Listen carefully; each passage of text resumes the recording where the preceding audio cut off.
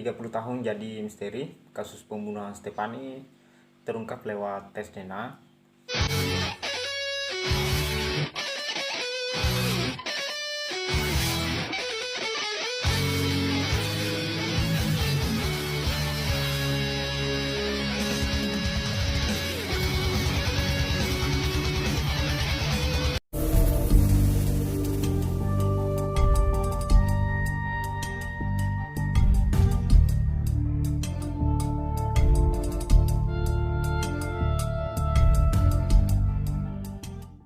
Kita mundur ke waktu tahun 1989, di mana peristiwa pembunuhan terjadi di Las Vegas, tempatnya di Nevada, Amerika Serikat. Gadis yang berusia kurang lebih 14 tahun ditemukan tubuhnya tergeletak di jalan biasa di mana dia lewat kalau dia ke sekolah.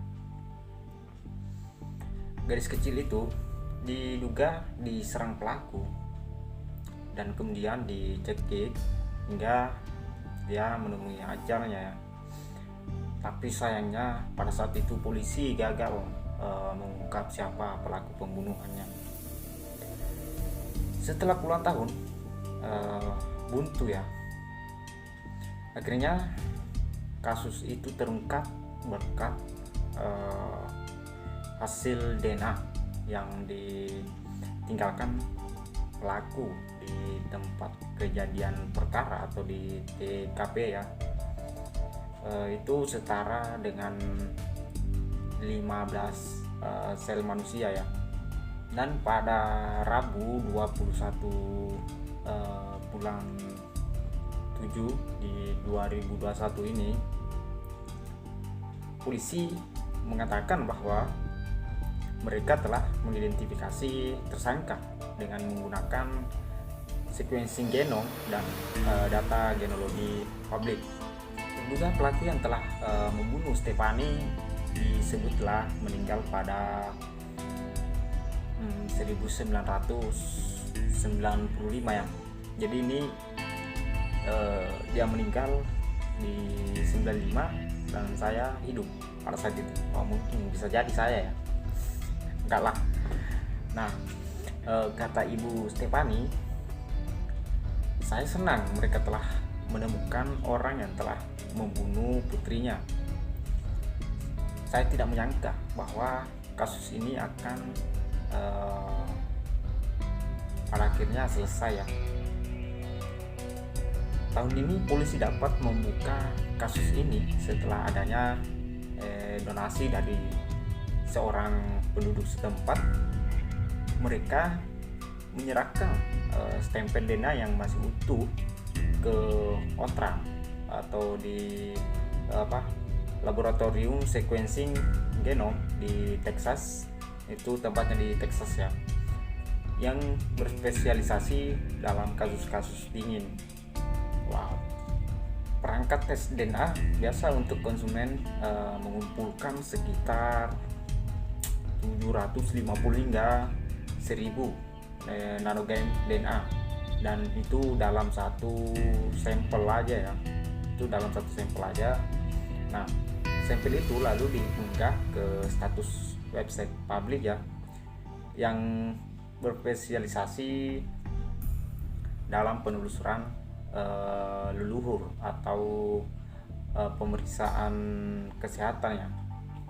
Namun DNA tidak selalu ditemukan di dalam jumlah besar di TKP atau di tempat kejadian perkara, di mana dalam kasus ini hanya 0,12 nanogram setara dengan 15 sel yang tersedia untuk dites ya.